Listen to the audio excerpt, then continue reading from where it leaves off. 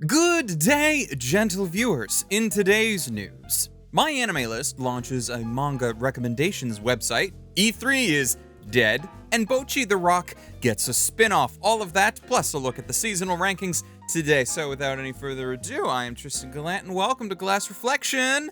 Let's jam.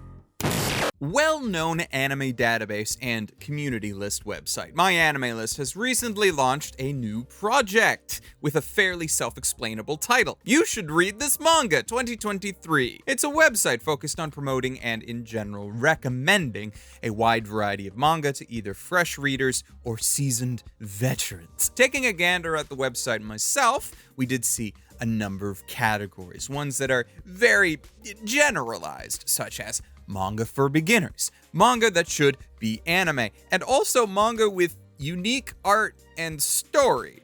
Not entirely sure why that last one is an option. I get wanting the categories to remain fairly simple and not bog down a new user with like lists of genres and offshoot terms and the like. It almost feels like the unique art and story category is just like coming off as a hard mode of sorts. Here are the manga that most people get turned off by for one reason or another, so let's just call them unique and make them feel special. Of course, the website has an even more generalized category of just "you should read this," comprised of recommendations from their select judges. Said judges are apparently comprised of bookstore employees as well as trusted MyAnimeList users, which sounds sketch, but considering that it is Mal hosting this site and highly ranked user reviews have been like a staple of their site since its inception, this probably isn't that terrible of an idea. The real test of this new venture will be whether or not it actually ends up helping people, whether people find it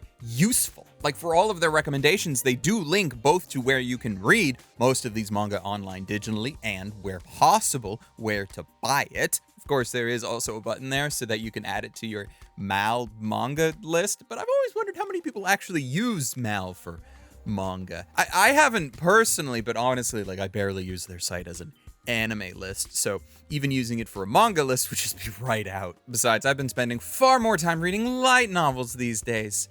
I should really get into manga as well when I have the time. I'll link to their recommendation website down in the description, but that's more for like a curiosity's sake. I'm not necessarily saying that anything that they recommend will be good or something that you might enjoy, but who knows? If you find it useful, let me know. I'm curious. Not necessarily anime, but close enough to the nerd sphere that we like to discuss here on the show. E3, the Electronic Entertainment Expo that has been a staple for many a gamers year after year, specifically as the place to watch big gaming announcements, is basically dead now. The event itself hasn't taken place in a physical location since 2019, and while it has attempted digital events in the years since, this is the first year in a very long time where E3 will not exist in any capacity. This comes at the heels of the news that all major gaming publishers have pulled out of the event in one way or another. Nintendo hasn't had a strong presence at E3 for nearly a decade, but they still usually had some semblance of a digital Nintendo Direct that happened to coincide with the event regardless. Sony hasn't been seen at the event since 2018, leaving only Microsoft and the Xbox, which confirmed back in March that they would not be present on the E3 show floor, but they did say that they planned an Xbox game showcase that would be part of E3's originally planned digital events. But now that's even up in the air. The current owners/organizers of the event, ReedPop and the Entertainment Software Association, have said that they will reevaluate the future of E3. But, you know, in my personal opinion, that probably won't lead to all that much. E3's biggest draw, in my opinion, especially for people who can't afford the flight and travel cost of going all the way down to LA, has always been the large presentations held by major gaming companies. But now, since all of them are unenthused with the idea of making said presentations, then there's not much left for E3. I suppose that's one of the downsides of such a laser-focused event instead of like a generalized con, since anything worthwhile from it can easily be taken and recreated digitally by the companies themselves. Like, Nintendo has already proven this with Nintendo Directs. Like, why have one large presentation one time of the year at the schedule of someone else when you can instead hold smaller presentations whenever you want. While it is sad that this is occurring, and I am quite nostalgic for the days that I actually followed the E3 events every year when they happened to be, this news is a number of years in the making, and I am finally glad that we have some semblance of closure. Now, before I continue, I wanted to give shoutouts to supporters of this channel over on Patreon, because yes, this video is not sponsored, and the more support that we get over there, the less sponsors that Glass Reflection will need at any given time. So an immense thank you, especially to patrons like Deluxe Flame, Siri Yamako, Rife and Bonaparte, Ross Emerson, Omar Showman, Hector Montemayor, and Wago221. We can't continue this without your support, so however much you are able to help, I'm eternally grateful. Bocchi the Rock is getting an official spin-off manga, confirmed via Twitter and announced with very little details beyond its existence. This is continuing the domination of Bocchi the Rock now that the anime has wrapped up at the end of last year. Now, we only got a silhouette of the main character of the spin-off, but assuming that it's not a new character altogether, it seems to be the existing drunken mess of a character, Hiyori Kikuri, who showed up a bunch in the original story as a weird type of mentor character for Bocchi. Despite it being a silhouette and some semblance of mystery behind it, I am absolutely betting money on that's exactly who it is. I mean, it's not hard to put together, like the hairstyle lines up, there are sake bottles clearly off to the side, and this woman also is wearing a geta on her feet, which Hiyori also does. At this point, I am actually more curious as to why they even bothered with the silhouette thing. It's not all that hard to figure it out. Even some news places put her name specifically in the title. It's not that much of a secret at all. But perhaps this is just a massive fake out or something. I don't know. Speaking of what I don't know, we also don't know when the spin-off is set to launch, but we do know that it will be published on Hobunchi's official manga service, Comic Fuzz. Comic Fuzz being Hobunchi's personal manga app that they have very specifically for their own series and nothing else. And it is in Japanese, of course, and doesn't have an English equivalent.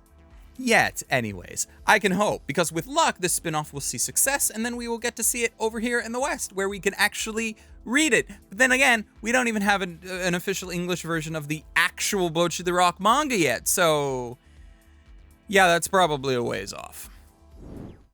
And finally, before we let you go, let's have a look at the anime trending rankings for this season. This is week 11. And by that I mean it is the final week for the winter 2023 season. So this chart will be the last one that they release. And it's actually not all that surprising what is here. The Angel Next Door Spoils Me Rotten alongside Magical Revolution and Vinland Saga take the top 3. I still don't understand why The Angel Next Door Spoils Me Rotten has been in first place for so long. It is almost a shoo-in for Anime Trending's Anime of the Season, and I don't even think I would put it in my top 10, so much so that I dropped it after like 2 episodes. This either means that I have absolutely terrible taste, or I am right on the money. In fact, it is very disappointing for me that almost all of my favorite anime from this past season are not on this list at all. Like, Magic Revo is in number 2, but despite the fact that I have enjoyed that series, if you watched my recent video from last week, you'll know that I have certain problems with it that stop it from being absolutely perfect, even if the characters are literally the best thing in the entire season. Buddy Daddies and Tomo-chan isn't all that surprising. They've been pretty much mid on this list for the entire season, so the fact that they're actually cemented there in the final week is not all that bad. Danmachi 4 Part 2 coming up in the 6th place is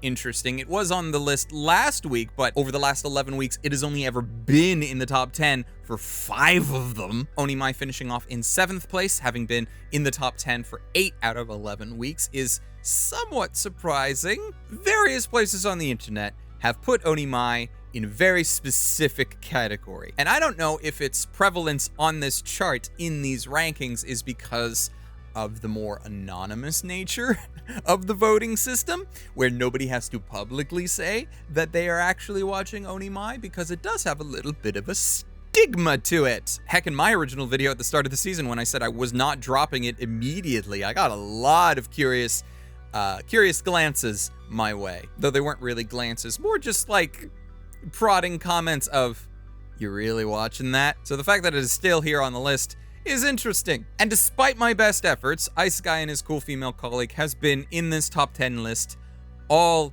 11 weeks. I can only take solace in the fact that it never made it higher than 5th, but even then to say that it did at one point reach the top 5 is kind of depressing.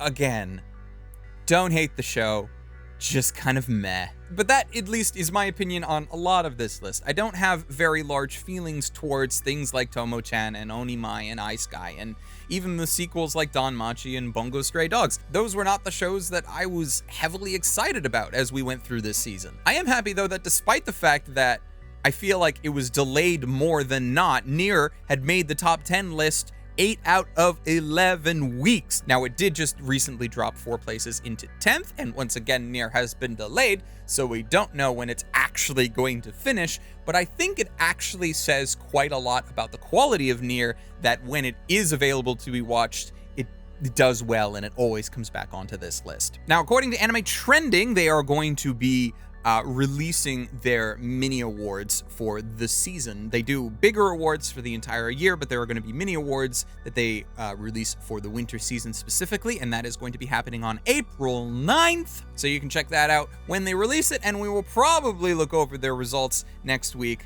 after it has actually happened. I mean, it's probably not wrong of me to say that the top 3 here on the chart are going to be the top contenders for their awards ceremony, and if The Angel Next Door Spoils Me Rotten does not get Anime of the Season by Anime Trending, I will be very surprised, considering that I'm pretty sure it has been in the #1 spot the most. So that's a thing, and they can do that.